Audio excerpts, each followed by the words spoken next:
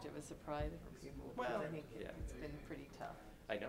I mean, but it tells you the environment. And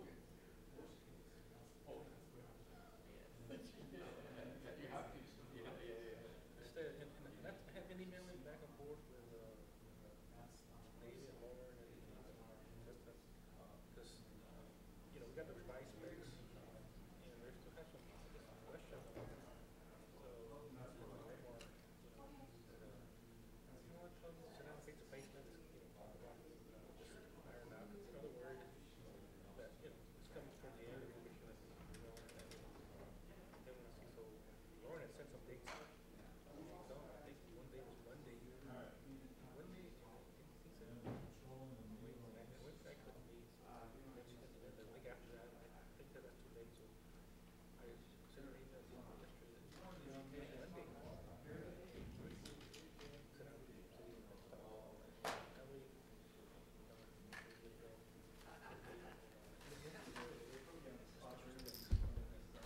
architects don't.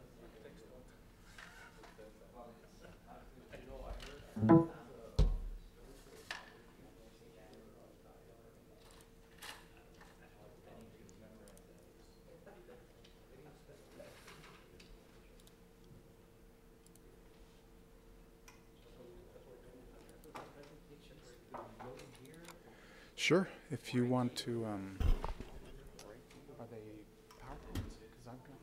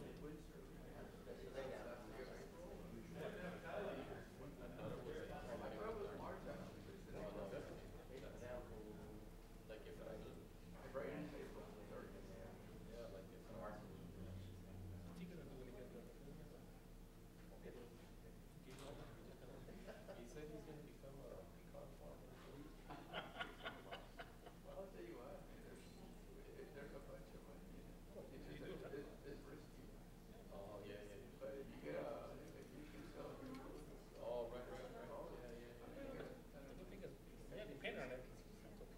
It's not dependent on income. Oh, right. You got his retirement, so. I think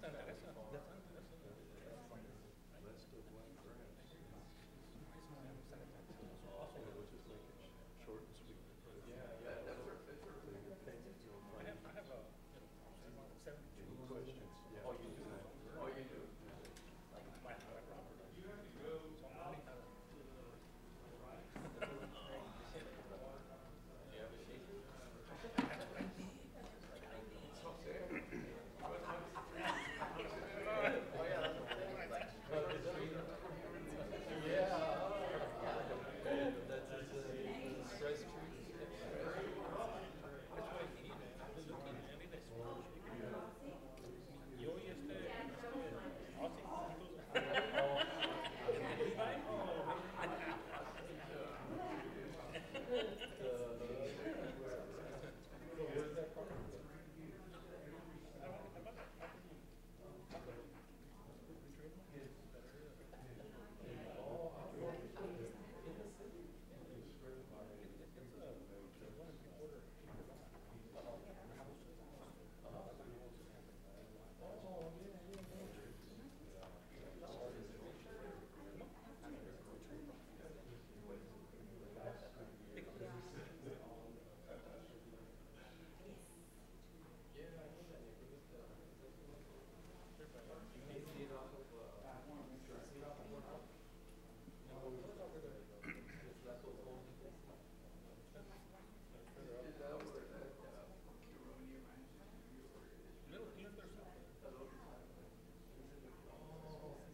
Okay, we're going to go ahead and get started this morning. So we call to order the Camino Real Regional Mobility Authority on April 11th, 2018 at 9:02. Mr. Tejas, any public comment? No, ma'am, none received. Okay, thank you. Item number 3, adoption of minutes for the RMA board meeting of March 19th, 2018. Should have all received copies of those minutes. Motion to approve? Second. It's been moved and seconded. All in favor? Aye. Any opposed? Okay, item number 3 has been approved. Item number 4, presentation, discussion, and action on the fiscal year 2017 audited financial report. Mr. Taz. Did we skip an item? Oh, did we? Or am I might be Number out. 4 is presentation on fiscal. What did I miss? No, that's it. There's something you would like to skip? No, I was jumping the gun. Okay, all right, thank you. Raymond Tejas, Executive Director of the Camino Real Regional Mobility Authority. So as you know, we are required by statute each year to complete an annual audit by an outside auditing firm. The Regional Mobility Authority several years ago selected an outside audit firm. Craig Gibson is the representative here today to speak to us about our annual audit. And with that, I'll turn it over to Mr. Gibson. Thank you. Just to get it out here, we had a very good audit this year, issued a unqualified opinion, which is referred to as a clean opinion. There are no findings, and there's a tremendous amount of information in the audit report which has been provided to you, and we had some good discussion in the Finance Committee meeting yesterday, but we have no issues to report, but we'll attempt to answer any questions that you may have. Mr. Parker, do you want to share some comments or? As treasurer, I had the honor of chairing our committee and listening to the presentation. It was very thorough, and I appreciated your diligence in doing that. Madam Chair, the committee recommended that we present this to the board, and with our recommendation of the committee, that the Camino Real Regional Mobility Authority approve this audit. It's a form of a motion then? Yes, ma'am. Second. It's been moved and seconded. All right, is there any discussion or comments?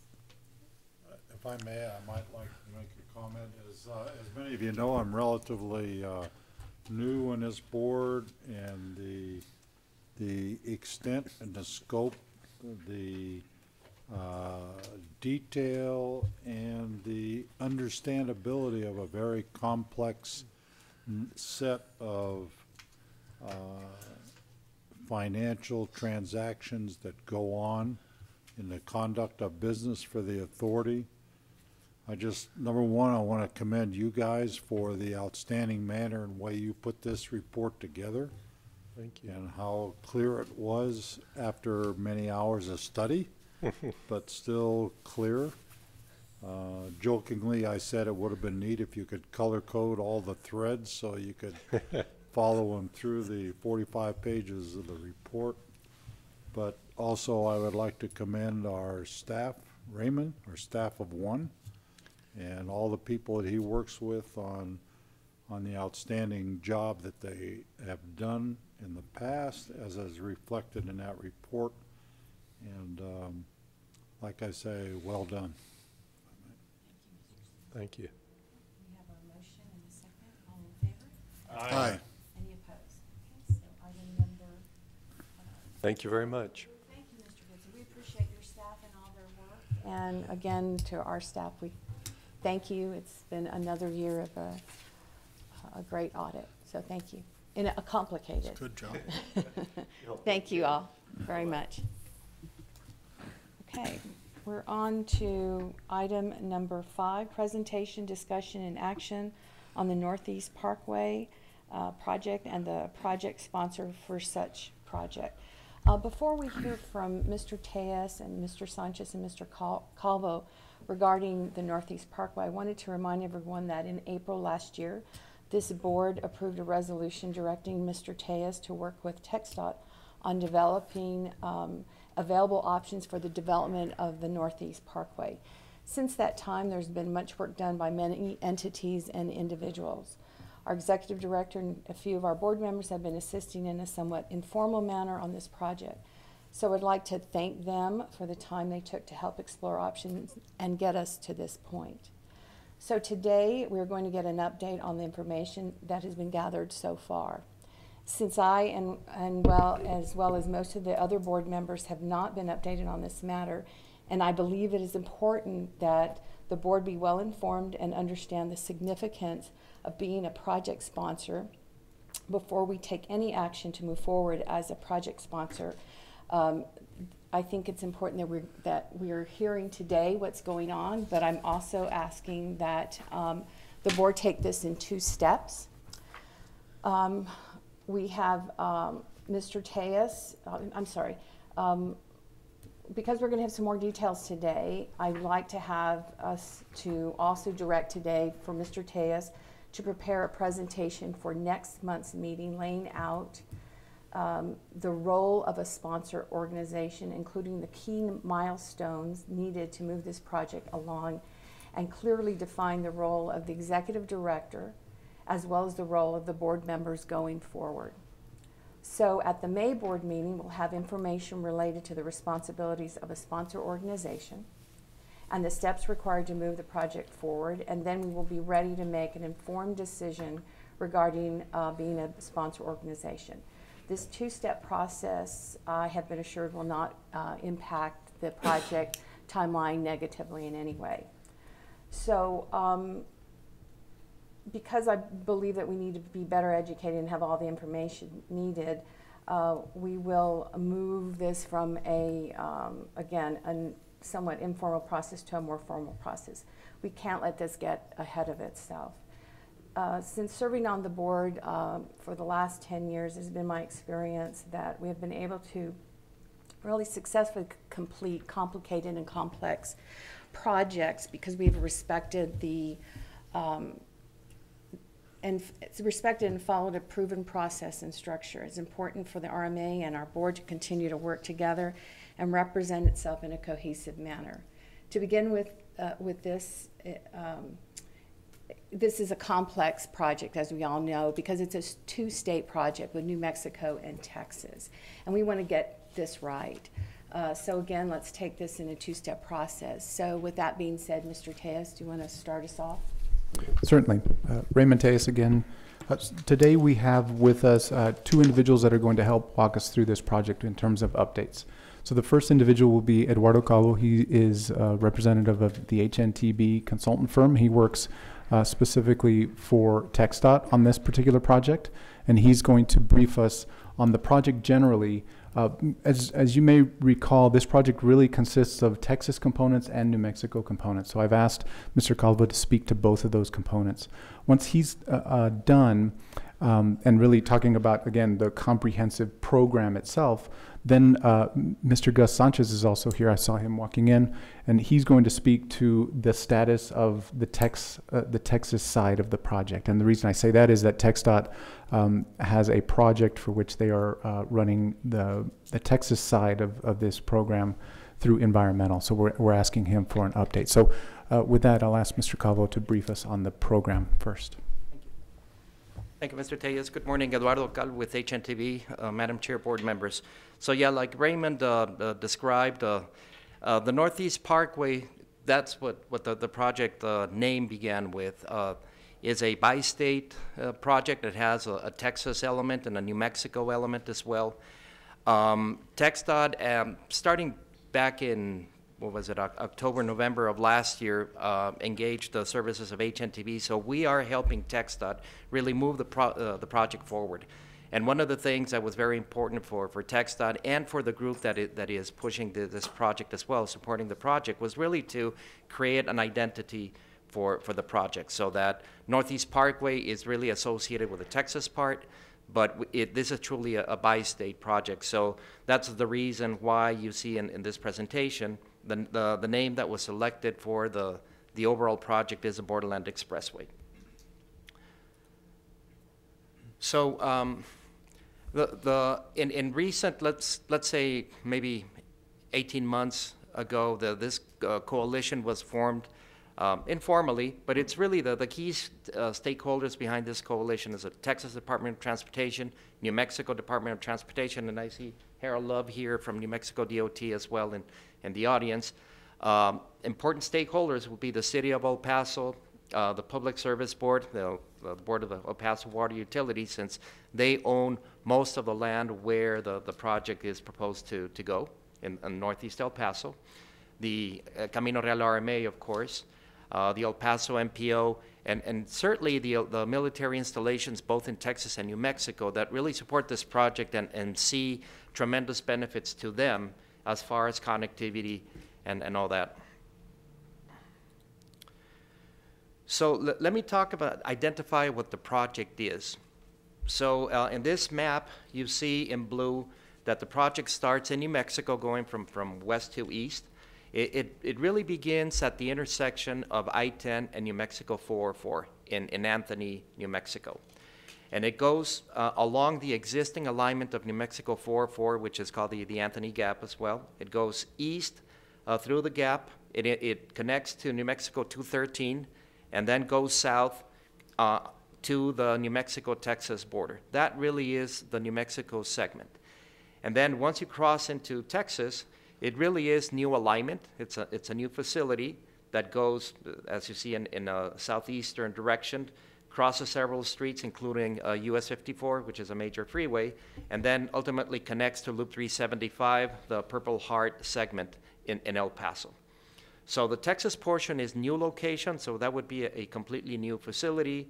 On the New Mexico side is really upgrading existing facilities. So on both, throughout the project, both in Texas and New Mexico, the ultimate typical section is what you see here on this map. This project would become a freeway, a 4-lane divided freeway, in other words, limited access, with a median, a depressed median in between. The width of the median varies, 34 to 68 feet, depending on where you are. On the Texas side, it would be a little bit wider. So this is both the ultimate configuration that we're looking at. As far as costs, at this level, at the preliminary engineering level, we're looking at a total project cost of about $330 million, both for the Texas side and the New Mexico side. I mean, clearly, this is not an easy project. It's, you're talking quite a bit of money, which really makes it very, very interesting. And also, at the same time, that's one of the reasons why we need everybody to come in and participate, multiple stakeholders. And, I've got to say that in this region, in my former life working for TxDOT, and had the pleasure of working with Raymond and the RMA, one of the ways that we were able to build so many projects here in this region was through cooperation and innovative funding and financing. And, the RMA provides tremendous, features and the ability to do a lot of things that are going to help very much in getting this project implemented. Sorry about that.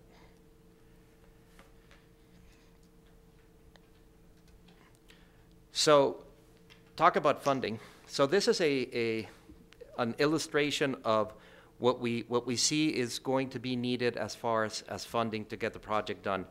So, the grand total is $333 million. So we're looking we're going to be looking at all different sources of funding, local, state, federal. On local, important to bring in the city of El Paso with their transportation reinvestment zone that's already been established. And it follows pretty much the alignment of the Northeast Parkway. It was created precisely with that intent. Perhaps some right-of-way donations. That's another reason we're looking or talking to the city of El Paso and the PSB to see if that's a possibility. Perhaps, the county, another possibility is talking with them for vehicle registration funds if they wish to use some of that funding to help with the project. And other state and sources, both on the New Mexico side and on the Texas side. Here on this chart, you see also the infra, a column for infra. Infra is a federal program similar to the Tiger program, where it's a very competitive program where entities throughout the nation are able to submit proposals for funding. The infra program was called the Fast Lanes, with the new administration gave it a different name. But it basically is a program that covers up to 60% of all eligible costs. It's up to 60%. The other 40% may be a combination of other federal funds, local and state. However, and one of the reasons why HNT was brought in initially was really with the idea of helping, whether it was TxDOT or New Mexico DOT or whoever the project sponsor is, to help prepare a solid application that would be competitive and for this program. So let's jump onto just the generalities about the infra grant program. Like I said, it's a federal program, but it's tremendously competitive. There are some very, very exciting and needed projects that have received funding so far. So our challenge here is to prepare an application that is very, very complete, demonstrating all the benefits of the project to offset the costs. And so this is it is a pretty big deal. The infra grant program specifically calls for projects that would enhance trade. Right now, trade or the movement of freight is one of the big priorities. So obviously this project, as it relates to relieving I-10, which is obviously one of the most important corridors, not just for us here in El Paso, but it's a corridor of national significance. So I think it would compete very well. As I said, it covers up to 60% of the cost. The other important thing is that even when they cover up to 60%, but one of specifically states that projects that show lower federal participation would scope better. In other words, the more local or state fund, or the higher the non-federal portion is, the higher your project will score. So, of course, if they're promoting a local and participation on this. The benefit cost analysis. It's very important for us to develop or to show and quantify the benefits of this. I know it's very challenging at times to put a dollar value on the benefits. Well, we've got to do a really good job in doing that to show all the benefits that that the project will bring in. And certainly support from the communities. HNTV has prepared some of these applications in the past, and some that I've seen that have been successful. Man, the letters of support come from everybody, from the U.S. congressmen, the senators, mayors, state delegation, and all that. So it is very important for us to rally support here locally to get support from everybody to make the project competitive.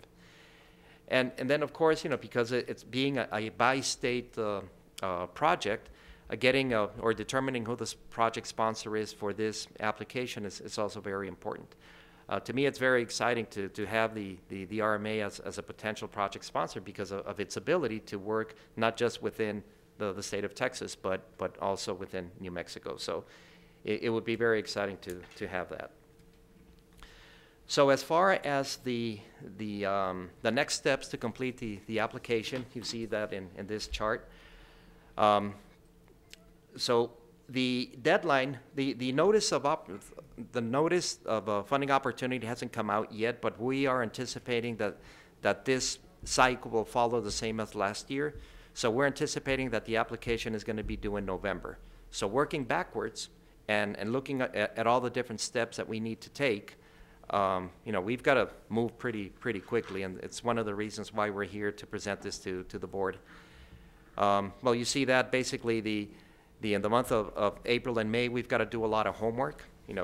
Who are the players established, who the key stakeholders are within the project and for the purpose of the application, determine roles and responsibilities with TxDOT, New Mexico DOT, the city, the RMA, whoever is going to be participating in this. Certainly, determine who the project sponsor will be, develop the benefit cost analysis, and do all the rest of the paperwork to submit the application in time in the month of November. So that's as far as the infra grant.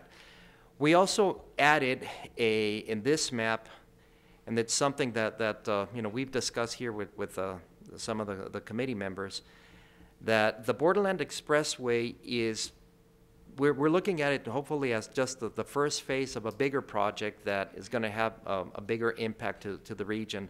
So you see in blue what we're proposing, but in this map, what you see in dash green would be the extension of the project that would go, that would cross I-10 through the Mesa and then go down as a new location facility and connect to New Mexico 136 in the heart of Santa Teresa. That would provide another connection to the Santa Teresa area. Certainly, we're expecting the Union Pacific intermodal facility in Santa Teresa to continue growing. A lot of 18-wheeler movement.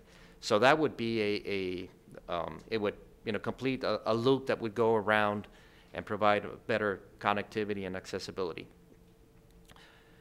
So with that, that's where my presentation ends, and I'm happy to answer any questions, or if you, Raymond, I don't know if you want to add anything else since you've been on some of these early discussions. I have just one question. So that additional ad what's the cost? And that's not included in the 3. Yeah, no, that is not included. That's more of a longer term vision. So right now, for us, it's very important to determine what we're talking about for this process is from I-10 to Loop 375. And does that additional roadway go primarily through New Mexico? Is it all through New Mexico? Yes. It doesn't go into Texas at all? Exactly right. The extension is all within the state of New Mexico, correct. Okay, thank you. Madam Chair, if, Mr. Niemer. if you could back up one slide from your presentation, just a couple of questions. Explain, there's a right angle in New Mexico that really bothers me. Why wasn't that straightened out? Tell me about that. Well, the idea, clearly the curve would be smoothed out now. Putting Oh, my I engineer understand. hat. No, I But, understand that, but it still looks like it's going out of the way. You would think it would hug the state line. Well, the idea here is to open a completely new facility to connect to New Mexico. So, and again, I don't want to speak for New Mexico DOT, but there's been several studies that are looking at extending 136, let's say from the port of entry in Santa Teresa, go north, and then instead of making the 90-degree turn east to go to I-10, somehow extend that and connect to I-10 somewhere Okay. in just, it would be west of Las Cruces. All right. I believe that's the West Mesa or the High Mesa Road project, Harold, right? But was there also another plan that would, part of it would go through Texas and then connect to I-10? I thought there was another route at some point that was being discussed. Well, now, if you're extending the Borderland Expressway west of I-10, you're already in New Mexico. So But as I you thought go it was west, gonna it's all New come back Mexico, and up. then even when you make the 90-degree turn to go south, you're still within New Mexico. So that extension would be, completely in the state of New Mexico. Second question. As I look at this, and I know you're talking about the blue, it sure looks like the New Mexico part is about half of the length of this new expressway, and yet their cost is a tenth. Mm-hmm. Tell me about that. Well, because the New Mexico portion, New Mexico 404 and 213 are existing facilities. I see. So Okay. this would be upgrading existing facilities. Okay, and it's new, a lot of the stuff in Texas is through PSB lands and it's Exactly, new stuff. exactly right. And then also on the Texas part, and maybe I'm jumping the gun, Gus, but there are more, intersections or interchanges that need to be built at different roadways, 54, what is it, McCombs? And Loop 375, exactly. So that adds to the cost. Okay. Mr. Cava, sorry, Mr. Rory. We also talked at some point doing the 2-lane and then 4-lane, and then we talked about bike trails on the side and so forth. Is that included in this as well, or is that anticipated?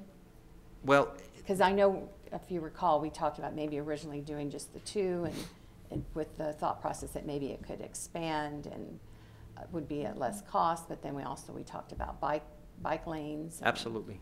And it's been, and I'm sure Gus will cover that as well, but yeah, in case the project needs to be implemented in phases, TxDOT is looking at a Super 2 version where you would build all the intersections, all the interchanges, but only build one lane in each direction to save cost.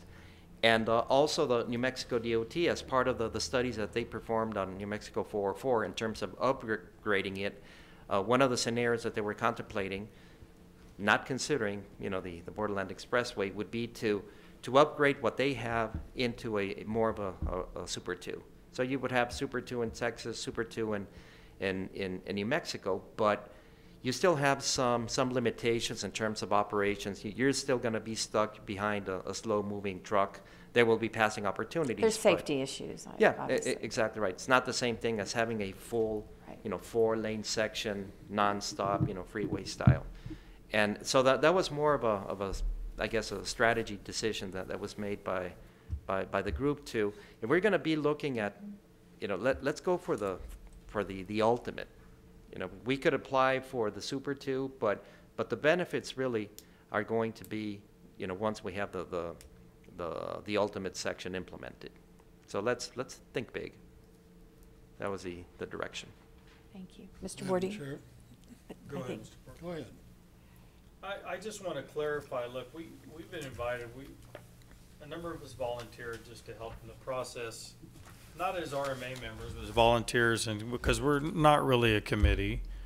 And New Mexico DOT is the one that, and I can be corrected here if I'm wrong, they brought in the other strategic vision. Well, we're interested in participating in the Borderland Expressway, but here's what we think would work long term, because of the fact even TxDOT admits, and Gus, you can tell me if I'm putting words in people's mouth, that TxDOT is extremely concerned about the extreme level of traffic on Arcraft Road that exists right this moment.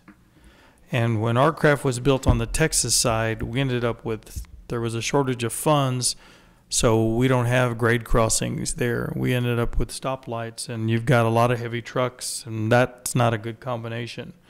So this is just part of the strategic discussion. If you're looking at just a vision, or you can call it a hallucination, whatever we want to call it, New Mexico would like to see if they could hook this up long term to be an alternative, but they proposed that route. We don't really know where that came from. Maybe they could explain. I know that there's a lot of residential that runs along that side, and that would be a little bit difficult. So, this isn't an RMA project. This is basically a TxDOT project in New Mexico DOT. There had been some meetings, and all we came to serve as a catalyst to help move things forward and bring the powers that be, so that as this progresses, look, we only get a few shots at this, and if we're not prepared and we're not speaking from the same voice, then we have very little chance of getting something done like this. And the overlying part of this, just for the record, look, TxDOT, for the record here in front of her, is going to completely, starting in 2020, is going to begin the rebuilding of Interstate 10 through El Paso. And the Cesar Chavez portion of the loop is not going to be able to cover the overflow of traffic. That's a 10-year project. So if this could be accelerated to possibly get the Northeast Parkway built within that time, could be a relief valve and move the heavy trucks primarily and other through traffic circuitously around the city. Because we haven't seen gridlock yet. People think that the GO 10 and the Borderline Expressway have caused problems. We haven't seen anything yet. So, we're trying to look at the big picture, and we understand, and there's never been a rush. There was never any discussion about the RMA becoming the sponsor of this project until that little information meeting. And so I think we followed a pretty good process in this. Now it's taking a more formal process, and we completely embrace that. And yeah, there could be we need to understand what being a sponsor means, because those discussions had never come in our little work meetings until this grant came up. So just as point of clarification, there's just some people who volunteered their time, a lot of time, to help get this process moving forward. Mr. Parker. Looking at this project, I'd like to, and there's a real reason for this besides just putting a loop around El Paso. And I think it's a more fundamental reason why we should look at this. I'll quote, the CRRMA was created to provide the El Paso region with a local entity to make mobility decisions for the community and to accelerate needed transportation projects. There's a real need for what we're talking about here, and let me explain a few points. One, I-10, I think everybody should know, is the only all-weather route east-west in the United States of America. The only all-weather heavy transportation route in our nation. There are others that serve that purpose, but during less than inclement weather. Two, trade is tremendously important to our area. And if you wonder about it, that's why the state of New Mexico has their only real port of entry, and we've been led to believe it's going to be the only one for a long time, at San Geronimo. That's why the Union Pacific built their huge intermodal, and they've already indicated that they may be contemplating doubling that in size. If you've wondered why you've seen so many container trucks on the highway, that's one reason. The San Geronimo has the Foxconn plant that manufactures every Dell computer worldwide. They've told us that they have 250 trucks a day right now coming out of that plant, going both east and west on I-10, and that's set to increase. When I-10 is going to be expanded and remade, as TxDOT's told us, from far east El Paso all the way to the New Mexico line. Friends, that's going to turn I-10 into a parking lot. And if you think we've seen a little bit of it on the west side, that's nothing, because suddenly we're going to shut down and really hamper traffic through this city. A lot of that traffic is through traffic going east-west or west-east, and if we can detour that around the city, or rather give them an alternative route, that will help things immensely. And I draw your attention to other loops around other major Texas cities. And I can tell you I use one a lot when I go in order to bypass Phoenix and their miserable traffic congestion too. Same sort of thing we're talking about here. The UTEP, in the think tank that Dr. Thomas Fullerton operates, has stated that this sort of thing is probably the single most important thing for the future of this region. Now, El Paso was already the largest metropolitan area on an international border in the world. Trade is important. It is going to become more important. There are new rail lines coming up from Chihuahua, and they're going through that Santa Teresa area. This whole thought was, this is first phase, and that's all we're talking about here. We're not talking about a second phase. And if anything like that were to come to pass, that would be brought before this RMA again. But all we're talking about is this first phase, and we absolutely need that as a reliever of congestion that we know is coming. It's like watching a freight train coming towards you, and we need to get out of its way. I'll mention one other thing. It's not only transportation we're talking about. This is supported by Fort Bliss, by White Sands. It's a mobility issue. It's important to the future of this area, because it can also be used as a BRAC issue, and a very positive thing. It's one of the major components when evaluating BRAC and whether installation should stay is transportation. This project, the one that you outlined, phase one, if you will, is of high interest to the military, not only Fort Bliss, but also White Sands. Lastly, I'll mention one of the comments that we heard when when the New Mexico folks were talking about extending that, David, was they said that's primarily farmland, and they've already determined that they could gain right-of-way there at least cost. That was their objective. I don't know. We haven't studied that. We have not studied that. So that's not on the table here. It's only phase one that benefits El Paso and this surrounding region.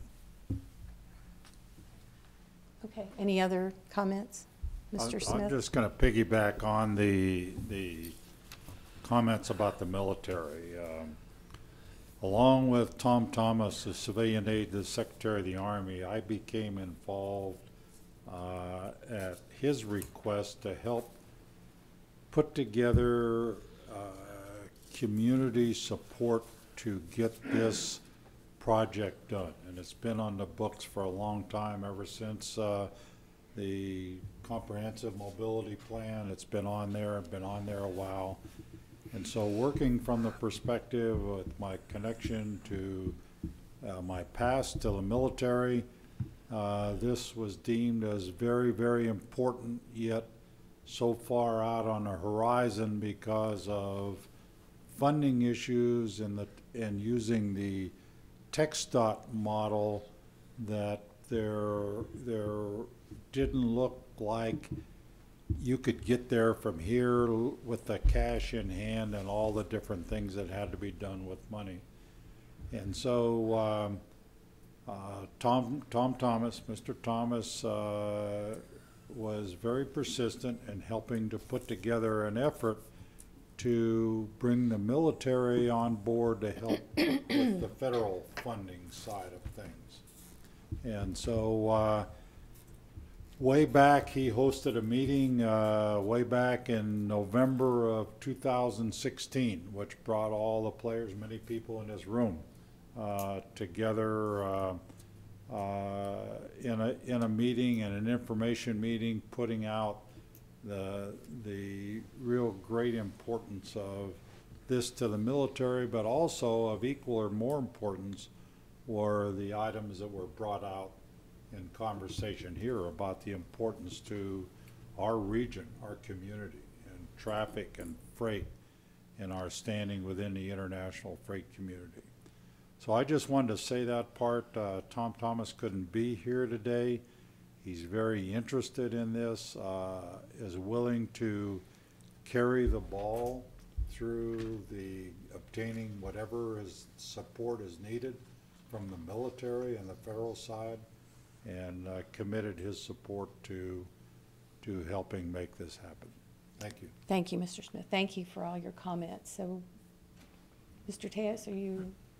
Madam Chair, can I interject Oh. one last comment regarding funding for this thing? You identified the county VRF as an option for some funds, and maybe Mr. Tejas can comment on this. I thought VRF funds are pledged through the year 2045. Is there any reason to even talk about VRF funding as a possible funding source? My understanding is the same, and I've mentioned that, but I think the point of the exercise is to throw everything on the table, see what works, see what's feasible, and see what's not. So this is a very preliminary identification of any and all available funding sources, or I shouldn't say available, any and all funding sources, period, and we can start to go through those to see which are realistic or not. Thank you. Yes, sir. So with that, I'll ask Mr. Gus Sanchez from TxDOT to come up and brief us on progress from the Texas side through TxDOT.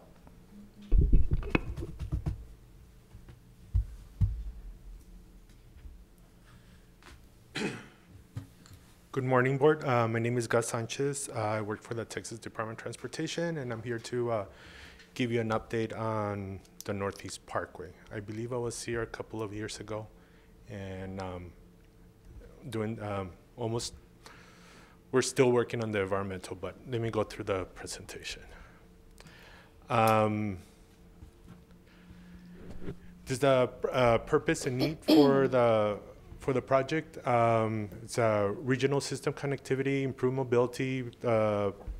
Proposed the project purpose is to address regional system leakage and system capacity. The proposed Northeast Parkway will complete a circumferential route around El Paso Circle for truck and other through traffic, utilizing in part existing transportation facilities in New Mexico and Loop 375.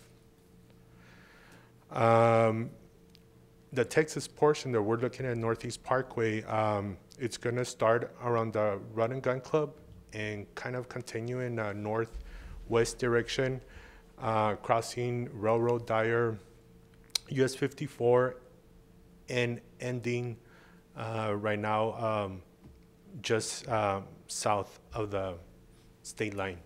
The reason we're going ahead with it and kind of doing the phase one, the Super 2, because the intent was that traffic-wise, if we go and do the 4-lane without any improvements in New Mexico, it might cause some traffic issues. So that's why here we're looking at the ultimate to clear the ultimate, but in construction phasing to do that Super 2, which is Super 2 is basically 3 lanes. It's 1 lane in each direction plus passing lanes, almost like 4 is right now. So that's the intent. The length of this is about 10.8 miles. And these are just some of the characteristics of what we're looking at, the Northeast Parkway. It's 4-lane limited access facility, 300-foot right-of-way. Phase 1 of construction will be a Super 2. Limited frontage roads between Dyer and Railroad. Grade separation at all cross streets. and 5 interchanges. There in the ends at Loop 375 and at MLK and at US 54, Dyer. And also, we're also looking at a 10-foot wide share use path located next to the Northeast Parkway corridor. This is just a rendering how we were concept of pedestrian facilities like at US 54 and Northeast Parkway.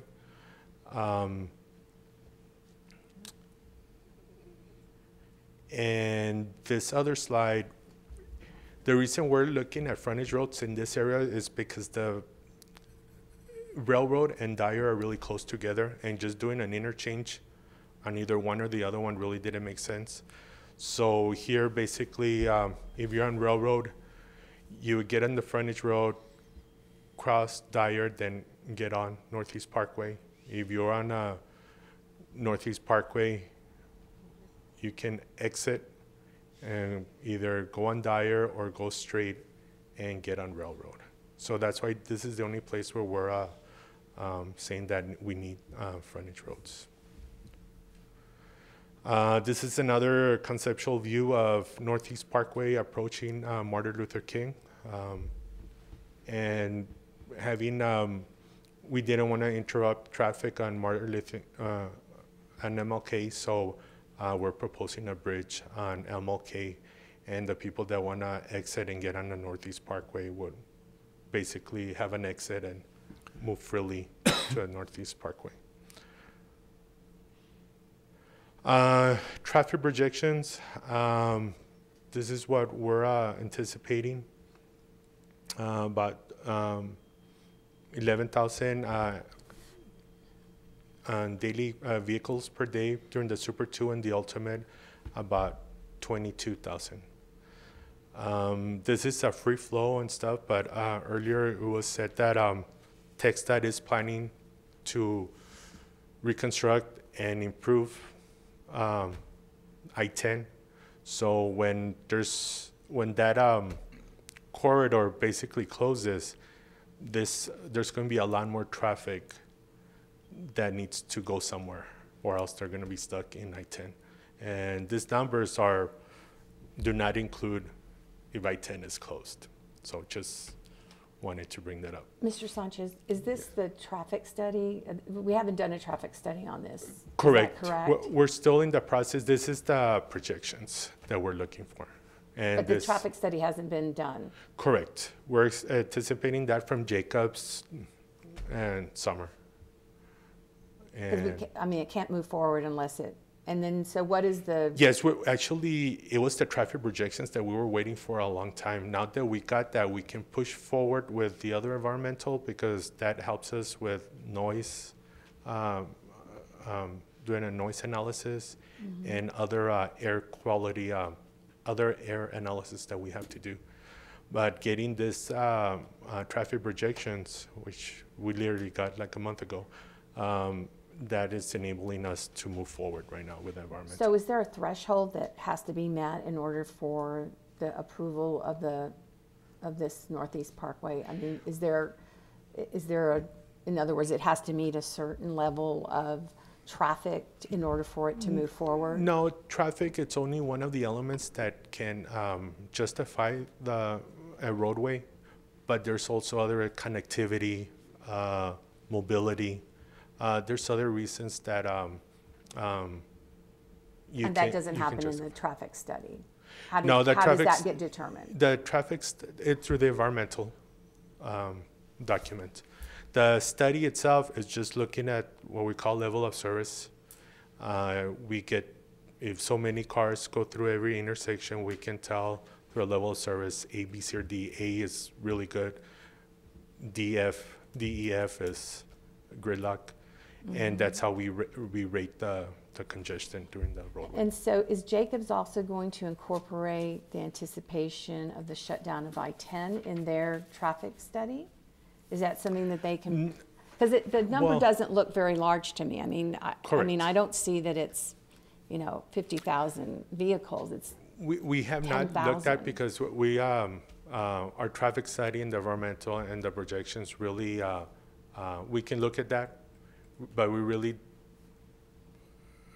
we can direct Jacobs to do that, but we haven't yet. Well, I'm asking because, again, I don't think the numbers are, they don't look very high to me. Correct. So, I mean, if it's not reflected or if they don't take that into account, it seems like that's a very small number for a very large dollar amount for this project. Yes. So I'm trying to understand the. No, and this is what we're coming up with, but in a regular corridor, any roadway corridor, we really don't look at, we look at like at the free flow, like if all the roadways were open and stuff. We have not directed Jacobs to look at that scenario, but we can to justify. It may not be necessary for the environmental document, but we can do that for other. Well, it seems to me that if we're trying to obtain other funding or be able to go to other partners to say, well, this is going to, you know, create 10,000 additional vehicles coming off of I-10 going in this new roadway, that to me doesn't seem like a lot of Well, vehicle. this is just regular traffic, free flow and stuff, but yes, I understand now what you're saying, and we'll look into that.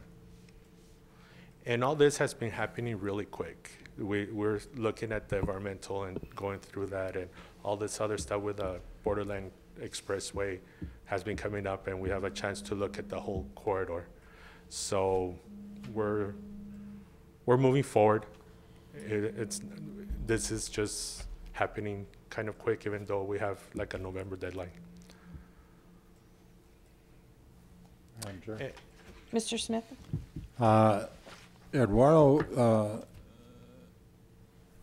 our chair brings up a very key point that I think that part of the package that you put together for that infra application, that's a very, very, very key. What she brings up is the cause and effect of everything that's going to be happening on I-10, on trade traffic, on traffic going back and forth, and that, and then with the compounded improvements that are being talked about in the Reimagine I-10 project, that even complicates that more.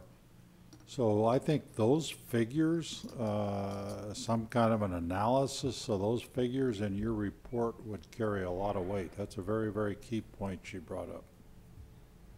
Yeah, I think what Gus is explaining is that the numbers that are used on these official documents, the environmental document or to do level of service analysis and all that, the analysis is done using the MPO travel demand model, well, starting with that, and these are on a perfect day. There's no incidents, no nothing. So this, the 21,000 or almost 22,000 that you see here are, you know. Starting in 2043. Right, exactly. I mean, these are not, you know, it's everything, you know, first of all, it's 2043, like you say, but I think it would be very, very useful to run, like you were saying, Mr. Smith, some scenarios, like, you know, you can use the same model to simulate what happens if you close I-10 or you reduce the capacity on I-10 to simulate the reconstruction in downtown. I'm sure that you do that, and you're going to start seeing a lot of red distributing throughout the network. And that's something that we can definitely do to support the application as part of the benefits. And yes, and I probably should cover it. This is, we're just looking at the Texas section and what we need to do to go through the environmental document. For the Borderland Expressway and looking at the bigger picture, because we're only looking in Texas. And this numbers and everything, we really don't have any improvements in New Mexico because we're looking this as kind of an independent utility project. So the numbers and our analysis and our environmental is just basically in New Mexico. At the time, only recently, we understood New Mexico was interested in improvements to 44213, but funding has always been an issue. So we moved forward with this project, calling the Northeast Parkway, without really taking New Mexico into consideration. But when you do the grant, you'll need to, right? I mean, it Yes, seems that- to me in that that that ca- in that information case- is going to be critical. If you're going to apply for a grant, you can't just do half the project. Absolutely, and this goes back to how important it is to quantify the benefits. And that exactly is one of the big categories, because it's a realistic scenario that the reconstruction of I-10, especially in the downtown part, needs to happen very, very soon. So in preparation for that, or not doing that is, the benefit is avoiding a tremendous impact to congestion, and not just, for commuters, not for just of us, us that live here, but for trade. What are the impacts for trade as well? But you're going to have some support, right? And Absolutely. that's going to have a study that you can include in your grant request on both sides, from New Mexico and from Texas. So it seems to me Right. that piece You're is absolutely important. correct. And we're talking about it, and we will be doing that. Okay. Madam Chair. Mr. Smith? The other thing, don't go away, Eduardo. The other thing that I don't think is quantified in any of these projection figures at all is the military traffic. That's right. And that is huge, and that's part of what was being talked about with the Fort Bliss people about quantifying the cost-benefit analysis of that, because once that roadway is done, that would be a direct interface and interlink from East Fort Bliss out there in 375 to all the major training areas that go out there, what we know as War Highway, going all the way to White Sands. So we're talking about low boys with tanks and heavy vehicles and all of that. And I don't think that any of this incorporates that, which would be extremely important in your write-up. So is that not only traffic, Mr. Smith, but also just weight? And, I mean, does that have to be taken into consideration if you're going to have heavy armed vehicles going down on that road as well? Well, all the military traffic that goes on public roadways has to abide by the specs that are put out by TxDOT for the capacity of the highway. So that's not an issue as far as the design goes, because they backward plan from that. So and that's why you see some of these heavy haulers have so many wheels on them. It's the pounds per square inch weight that they put. Right, well, that's wear and tear on that road, so I assume that's being Exactly. planned in the design, or would be at some, I know we're getting ahead of ourselves because we're a long ways away of getting this Yeah, and done. currently they use Loop 375, US 54, MLK. Those are all TxDOT facilities. So they're already using, that's part of our design. But at the same time, when we talk about quantifying benefits, that's exactly one of the categories that we need to look into, because it's, when you talk about benefits, the typical things that you look at is, when you implement this, what is the reduction in delay, the reduction in, or the increase in travel, or the reduction in travel time that also results in reduction of emissions. And so all that is, what you typically quantify. But for this project in particular, in addition to that, and all the benefits that it brings to increasing, making trade more efficient, is on the military side. So we've got to find a way of putting a dollar value to those benefits, because that is something very tangible that's going to help us, for the project to score better. Thank you. Thank you.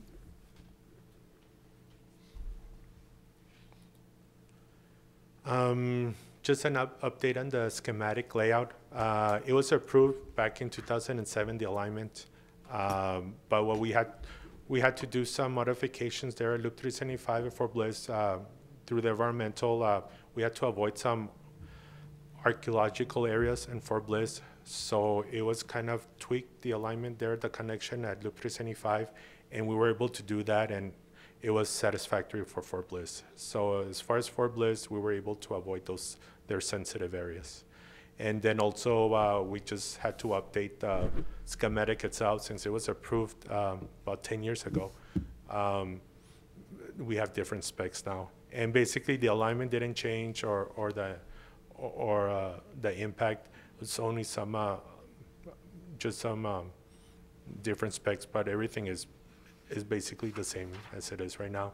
And just updated those old aerials with the most current aerials that we have, which are 2015.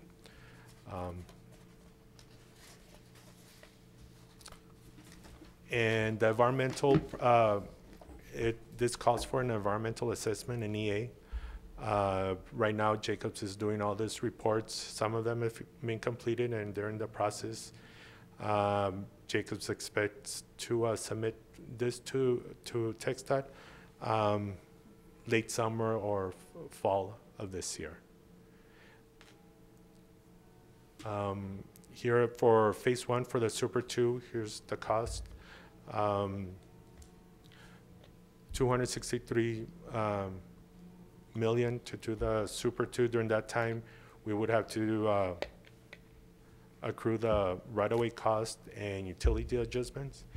And eventually, for the ultimate, it would be $296 million, but the right-of-way cost and utility adjustment would have to be done during the phase 1 process. So this cost really, if the Super 2 is done first, it would take about $33 more million to make it into a 4-lane divided highway. Next steps, continued development of the EA. We anticipate a public meeting in late summer of this year. Then the public hearing, we're anticipating to have this later this year. I would say late or early next year. And then the approval of the EA anticipated by spring of 2019 in a year. And basically that's my update. Thank you, Mr. Sanchez. Any other questions for Mr. Sanchez? Okay. Thank you very much. Thank you. Mr. Tats? So I'm not requesting any action today, and I'll bring back an item for next month to get into a little detail on the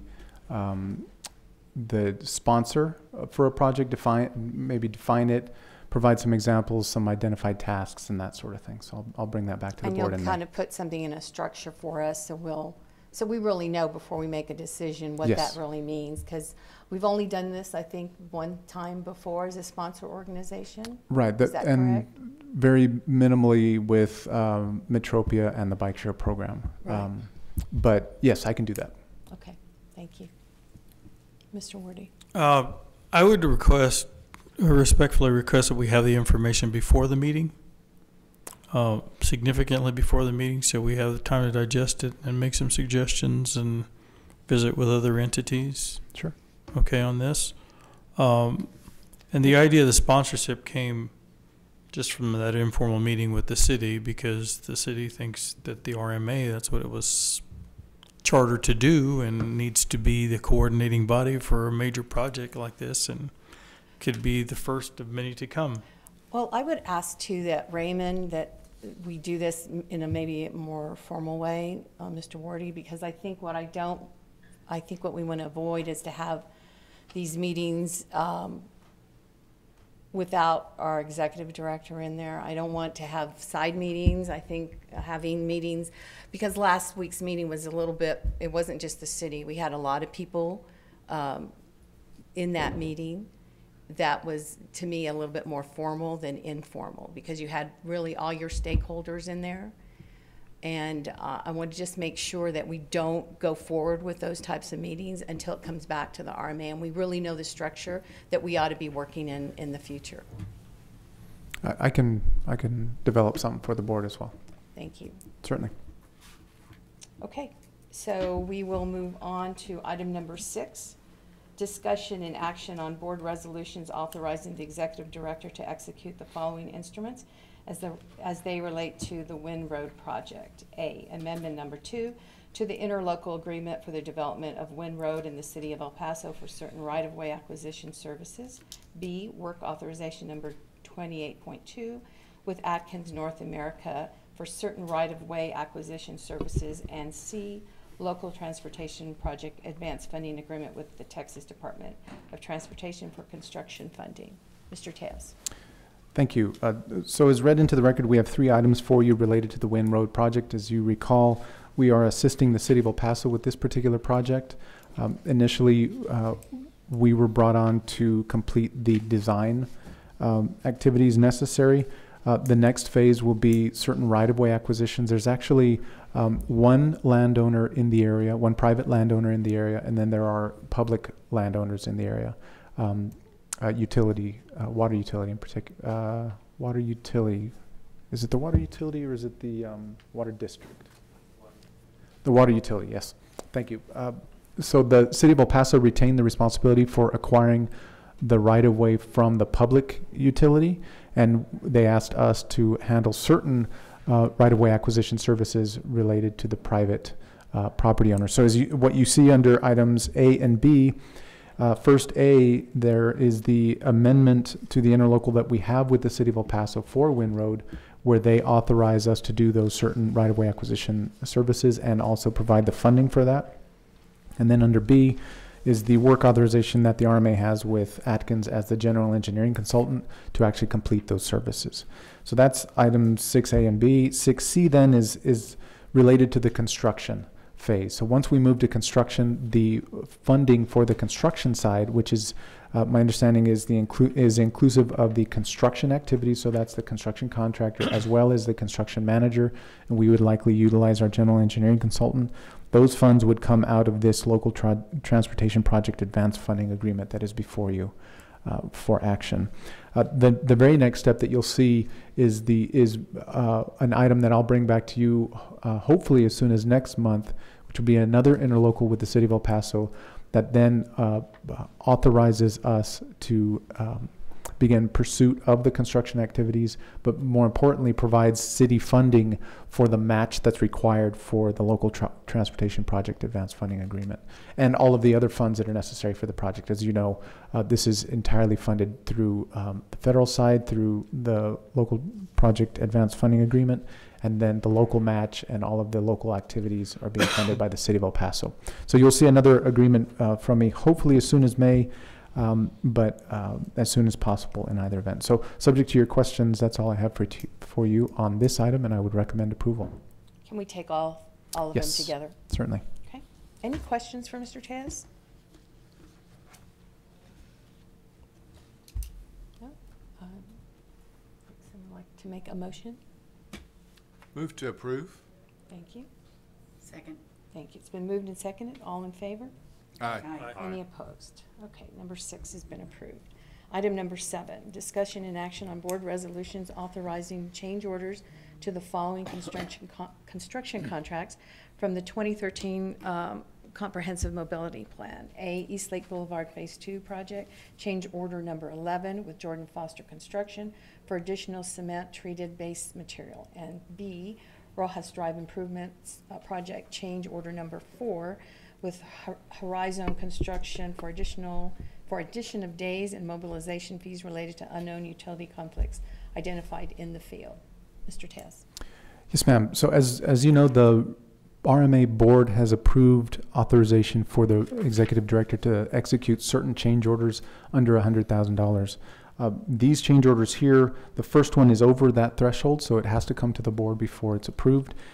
And the second one, while it's under the threshold, it is unique. As we discussed when the board granted that authorization, any unique change orders we agreed would still come before the board so that you are fully aware of what we're asking for. So with us today we have Edgar Fino, who serves as part of our general engineering consultant team, David Head, who normally serves, who normally provides presentations, is actually in a training today, which is required to provide services to us, so he's not available. But Mr. Fino is going to walk us through these two change orders, and ultimately they will result in a request from me for authorization of the board resolutions to approve these two. So with that, Mr. Fino. Yep. Thank you, Mr. Tejas, Madam Chair, board members. Edgar Fino with the GEC. Like Mr. Tejas mentioned, there's two change orders to present to the board. The first one is for East Lake Phase 2, the ongoing project with Jordan Foster. The cement treated base, as far as the material, is what we're paying on this change order. The plans called for the treated base to be installed under the curb, which is normal practice. But the general notes on the same plans had a comment saying that material will be subsidiary to the curb, which is not normal practice. So when the contractor brought it to our attention, as far as our inspector, and brought it to the GEC, we started the discussions with the contractor in regards to the dollar amount. And the dollar amount that was approved is the $150,000 that's being presented today to the board.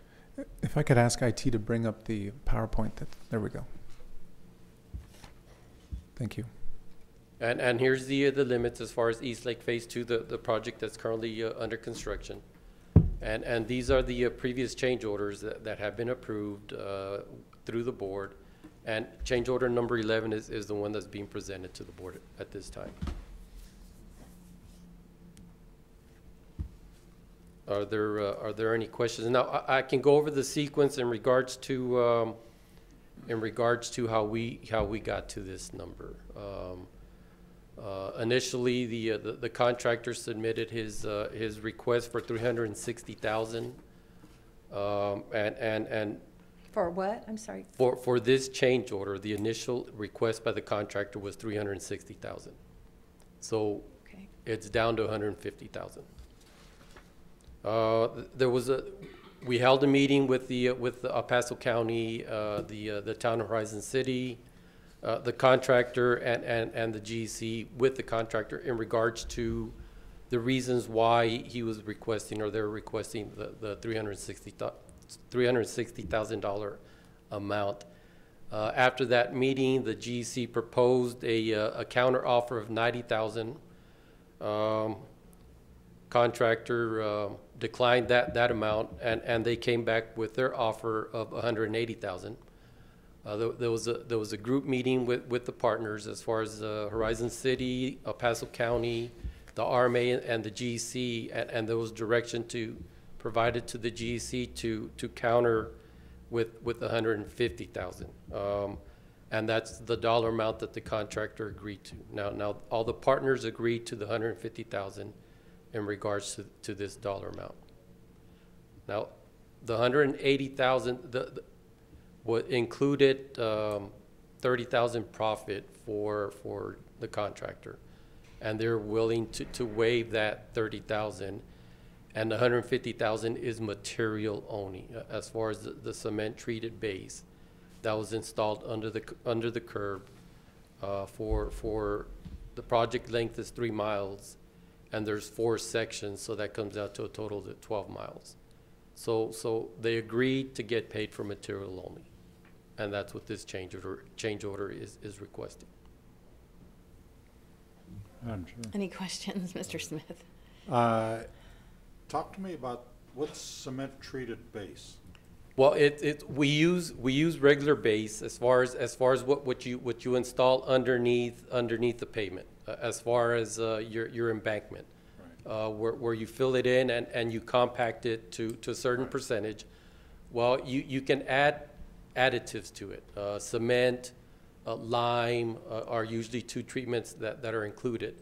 In this case, the designer included cement to be mixed into the base, and it makes it a stronger product as far as compacting, as far as rolling it, and then as far as long-term commitment, as far as it being able to withstand traffic.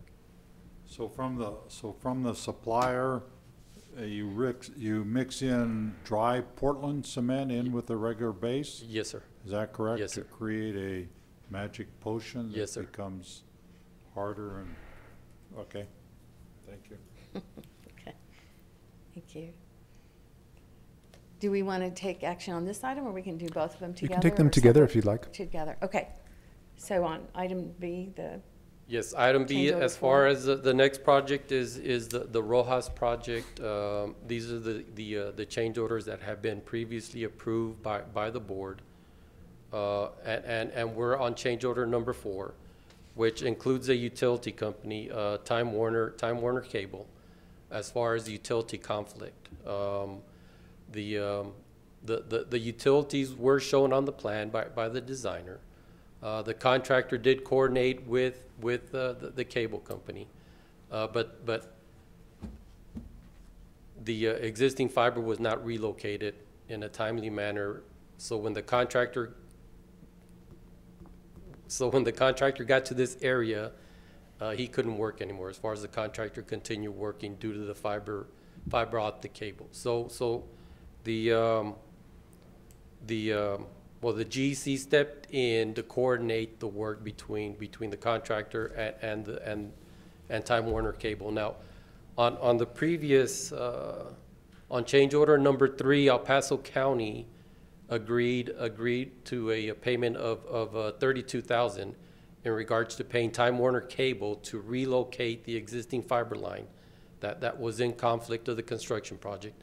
So it cost $32,000 to relocate the fiber line. And what Time Warner did is they went from underground fiber and they put it aerial to avoid future conflicts in regards to the Rojas location. There's also 71 days added due to the conflict in regards to the work that the contractor was not able to perform while Time Warner was taking care of the relocation. Now, the contractor requested 200 days additional, and negotiating with them and showing them the numbers, the GC was able to justify 71 days that's being included in this change order. And 5.5 months of additional barricades is the long-term traffic control signs that are out there where you have give us a break, contractor's name, project limits that are out there 24/7 for the duration of the project. So there's an additional 5.5 months of those barricades that are included on this change order as far as additional work. And then there's also the rework of the subgrade. The base was in, and when Time Warner came in, the base was disturbed with construction equipment, and the same thing with the subcontractors and also the prime contractor as far as disturbing the existing area to come in and out of the project. And then the last thing was on this change orders is to bring back or remobilize the asphalt equipment that was there at the site but was not utilized due to the relocation of the fiber. So we're also including that remobilization of the equipment to come back onto the project site. And that this total is for $55,554 as far as this change order. Okay. Now, we know there's been some heartburn in regards to the board on this project with our ongoing construction contractor. Yes, it's been slow moving. We hear it almost on a daily basis in regards to this project. When are we going to finish? When is it going to be completed? Based on the 71 additional days, this project should be completed in summer 2018, which will be July 2018. We're based on the number of days, this project will run out of time on July 2018. Now, if we go with the contractor's days, it would have been extended to winter 2018, and we didn't think that we can justify 200 days, and we can justify 71 days. Okay, thank you, Mr. Sanchez. Any questions? Madam Chair, Mr. Hammer? what is the obligation of a company like Time Warner Cable to relocate lines if there's a conflict like this? As far as timeliness, can they take 5 years? Can they? Well, based on my TechStop experience, as far as the way it was handled, we would run into a national firm that has delayed projects for 2 years statewide, and even here in this region, it delayed a project 2 years because they did not commit to relocating in a timely manner. So it's a matter of cooperation with the utilities. What we try to do on these projects is have the utilities relocate before the construction even starts. In some cases, with the quick turnaround of the design and the project being bid out, it's concurrent in regards to utility relocations occurring as the contractor's out there. And in this case, the contractor had communication with Time Warner and was not having much luck in regards to coordination and having them get started on the work. That's where the GEC had to step in, and also the El Paso County stepped in to talk to the Time Warner in regards to, hey, we need you relocated. If not, we're going to, because we could just go through and destroy the existing infrastructure that's there, but as a partner, that's not a good solution. Oh, was Time Warner a good partner? They were, yes, sir. Right. It eventually, when the right person was contacted, in regards to, well, the different levels as far as Time Warner, we did get communication in regards to, yes, we'll send the manpower out there. It's going to cost $32,000.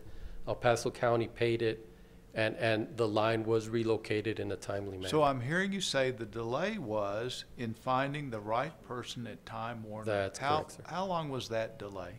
It was the month of 1 November month? and December. 2 months? Yes, sir. 60 days of the 71. Yes, sir. Now, as far as lessons learned, we're looking at, and we do this as far as the designers, having utility coordination meetings in regards to, we're designing this project, identify your utilities, mark them out in the field, and we will display them on the plans. It did occur on this project.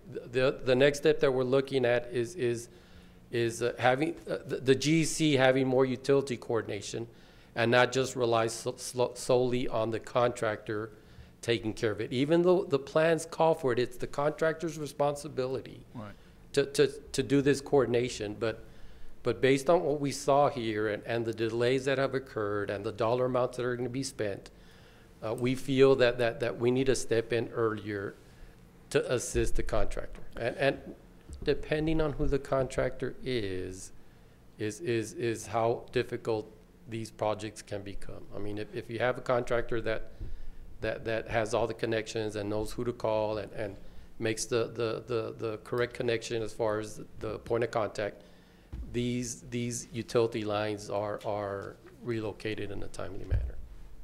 Okay. And then the third thing that does occur is invite the utility companies to the weekly construction meetings that are occurring between the GEC and the contractor and the partners that are available. So we're going to stress that in regards to inviting the utility companies ahead of time in regards to what the work schedule looks like, where the contractor, what area he's going to be affecting, and have the utilities as far as attending the meetings.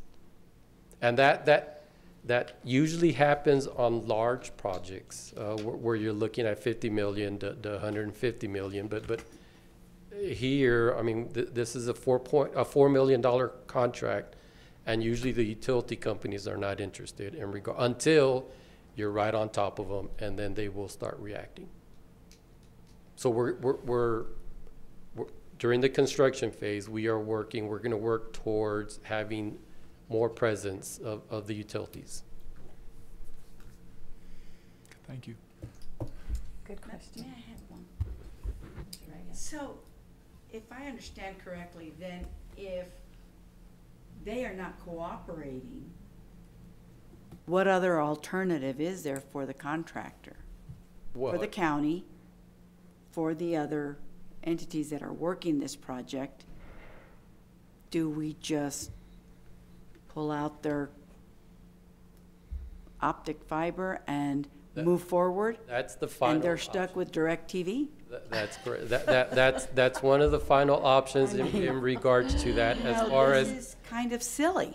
As far as, and that's where the partnership comes in regards to working with each other. As far as, here's the schedule, how long will it take you to relocate? Because well,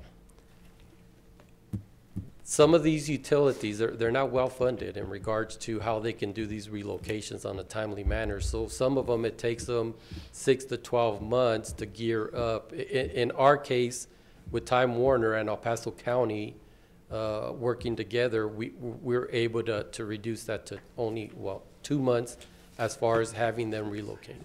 Now, construction-wise, time-wise, for this short project, 2 months is a long time. Yes. I mean, so it is a touchy subject in regards to how soon can they relocate? Does the contractor plow through their infrastructure? Right.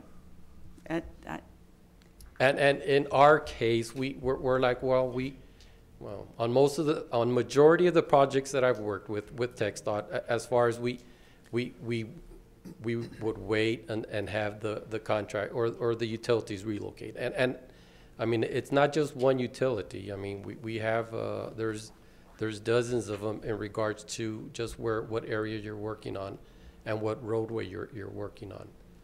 So it is a partnership in regards to how soon can you do it, what's the cost, what's your manpower, what's your construction methods, and are you in the way of the contractor? In this case, it was in the way of the contractor. Costing a lot of money. Yes, ma'am. With people dragging their feet and not knowing who to contact, who's the right person. And it seems like every day it's a waiting, call so-and-so, no, call so-and-so, no, call. This is just crazy to me. That's how this event occurred. It just doesn't make any sense. I mean, I think there needs to be a better process. And those are the extra options that we're looking at as far as lessons learned, as far as closer coordination with the utility company. If I could interject too, I think this is a very unique and extreme case, right? When we go through the various projects that we've been involved in to date, we don't have a lot of experiences like this. So this is really unique, and that's why you're hearing Edgar say, going forward, we've had some lessons learned because we really haven't had an experience quite like this before.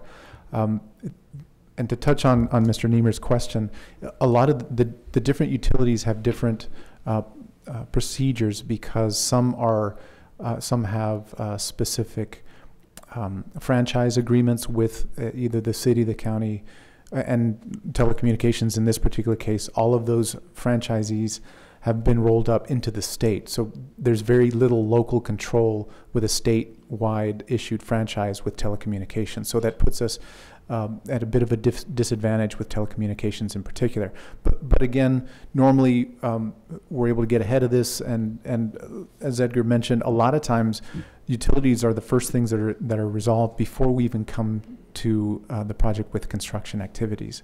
So that helps a lot. We had a similar situation with streetcar, if you remember that, with that one was AT&T. In that instance, we paid to make them move, and that was there are different ways to get there. So I don't want you to come away thinking that this is a struggle in every project, because it's not. This was a very unique one and unfortunate one, but I think we've picked up some lessons, and I think we'll implement those going forward, even on the smaller projects like this. All right, thank you. Any other questions for Mr. Sanchez? I just ditto what Marty said. Okay. There's got to be a point short of God where the lines of authority and responsibility meet, that pressure can be handled. Putting a project to this extent on hold for 30, 60, 90, 120 days waiting for somebody to do something is pretty close to inane. And there's got to be a go-to person somewhere up the line that can put pressure to help mitigate this down. unless it's mismanagement on our part from the get-go, in which case we don't have any leg to stand on, and I assume that's not the case. That's all. Thank you. Okay, so we have item number 7. Have a motion. So move. Have a second? No second? Second. Thank you. Been moved and seconded. All in favor? Aye. Any opposed? Okay, thank you. Item number 7 is approved. Item number Thank you. 8, discussion and action on a board resolution adopting an updated RMA investment policy. Mr. Tez. Yes, ma'am. As you know, the Texas Public Information Act requires, excuse me, that's the wrong one. Texas Public Investment Act requires annual adoption of an investment policy. Because the city of El Paso serves as our fiscal agent, you see me before you each year seeking authority or approval to adopt the city of El Paso's most recently adopted investment policy. So what you see as backup for item number 8 is a board resolution for the Regional Mobility Authority that in effect adopts the city of El Paso's most recently adopted investment policy, which was adopted in January of this year. Incidentally, I should mention too, the board resolution for the Regional Mobility Authority actually makes certain tweaks to the City of El Paso's investment policy that are specific to the RMA. Those are found in the recitals of the resolution, and those were drafted by bond counsel. So while we adopt for all intents and purposes the City of El Paso's investment policy, we make certain tweaks that allow us to do certain things within our bond issuances, and those, again, those tweaks or revisions are found within the recitals of the resolution. So subject to your questions, I would suggest or recommend approval of item number 8. Any questions? I move. Is there a second? Thank you. It's been moved and seconded. All in favor? Aye. Aye. Any opposed? Okay, item number 8 has been approved. Item number 9, discussion and action on a board resolution authorizing the executive director to execute and submit a required annual compliance report to the Texas Department of Transportation. Mr. Tess. As read into the record, this item is required by statute, I believe, or regulation. We have to submit this report to the state each year. This report is submitted once the fiscal year audit is complete. So you see this always combined with our annual audit. As you all accepted the annual audit for this year, then you also see this request to submit this compliance report. It's the same format. Everything is the same except updated for this year. So subject to your question, I would recommend approval of item number 9. Any questions? So move. Thank you. Second. It's been moved and seconded. All in favor? Aye. Any opposed? Okay, item number 9 is approved. So item number 10, update and discussion and action on the executive director's report. A, El Paso Streetcar, PCC number 1506 testing, and B, East Lake Boulevard Phase 2 project ribbon cutting event today at 1:30. Yes, ma'am. A very, very brief report today. 2 items only. The first item deals with the first PCC that's now in El Paso. Just wanted to brief you on it. I know I've sent you a couple of emails, but I wanted to mention that the vehicle has been out on the streets 3 times now. Twice last week, Monday night, from late Monday into Tuesday morning, from approximately midnight up to about 5:30, and also the following night, Tuesday night, up until Wednesday morning, same time frame. To date, multiple tests have been completed successfully, thankfully. They have tested various braking abilities of the vehicle. In fact, on the Tuesday night tests, I joined those overnight. They were very interesting tests. Lots of braking, different types of braking systems that the vehicle uses, and testing all of those. The Monday night was actually very well attended, as you can imagine. As you probably saw, there were media and city stakeholders attending that one as well. The third set of tests happened last night, which I did not attend, but those included several tests, comfort tests as well, ride quality, that kind of a thing, but also one big step that was taken forward last night was that currently, prior to yesterday, the only individual that can drive these vehicles, that's authorized to drive these vehicles, is the director of the streetcar program, which is Carl Jackson, who works for Sun Metro. Last night, the intention, I haven't spoken with anybody yet, but the intention was to take out a couple of his employees and begin training them. They've all taken tests in-house, in book form, that kind of thing. But yesterday was the first time I believe that he was going to get them out there actually on the tracks. So I'm anxious to hear how that went. There are a couple more nights of tests before we get to the big test, which is called the burn-in test. We've talked a little bit about that. That's where the vehicle will run for 200 miles and cannot have a significant failure that would delay the vehicle, I want to say 2 or 3 minutes, if I remember correctly. If it delays over those 2 or 3 minutes, it begins that entire test over again. That's called the burn-in. That's the final one that occurs before we actually accept the vehicle. So that's coming up, hopefully within the next few weeks. The next vehicle, incidentally, is scheduled to be here later this month, early next month as well. So we'll begin this whole round of tests all over again with the second vehicle. So anyhow, that's just a brief update on testing. Mr. Chas, just how are we doing on all our electrical work, the overheads? I know they're still setting those up. Are we almost done with that? Yes, ma'am. In fact, those are scheduled to be complete in early May. So most of the poles, if not all the poles, have been installed. The arms are now being added to those poles, and then the next step would actually be to pull the wire. And I believe the wire pull is scheduled for early May. Okay, thank you. I believe, and I'll get back to you if that's incorrect, but I believe that's the last date I heard. So that'll be done soon. Item 10B then, this is just to remind you all, I've sent you all a note on this one. Eastlake Boulevard Phase 2 has a ribbon cutting event today that is being held by the town of Horizon City, and it is today at 1:30. So I hope to see you all out there. And that's all I have for you today. Okay, very good. Thank you. Well, there be no further business for the RMA. Have a motion to adjourn. Move. Second. It's been moved and second. All in favor? Aye. Aye. Okay, any opposed? Okay, so on April 11th at 10:35, the Camino Regional Mobility Authority is adjourned. Thank you.